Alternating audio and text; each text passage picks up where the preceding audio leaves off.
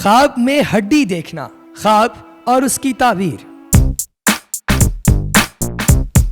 حضرت ابن سیرین رحمۃ اللہ علیہ نے فرمایا ہے کہ خواب میں ہڈی مال و دولت ہے جس سے لوگ گزر کرتے ہیں۔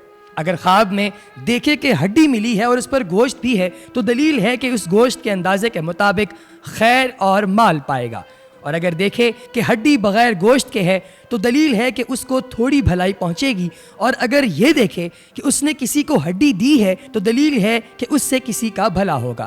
حضرت کرمانی رحمۃ اللہ علیہ نے فرمایا ہے کہ اگر خواب میں دیکھے کہ اس نے کسی کی ٹوٹی ہوئی ہڈی باندھی ہے تو دلیل ہے کہ بزرگی اور طرح طرح کی نعمتیں حاصل کرے گا اور نیک کام کرے گا۔ بعض اہل تعبیر نے بیان کیا ہے کہ اس کی تنگی اور محتاجی دور ہوگی۔ حضرت جعفر صادق رضی اللہ تعالیٰ عنہ نے فرمایا ہے کہ خواب میں ہڈی کا دیکھنا 7 وجہ پر موقوف ہے۔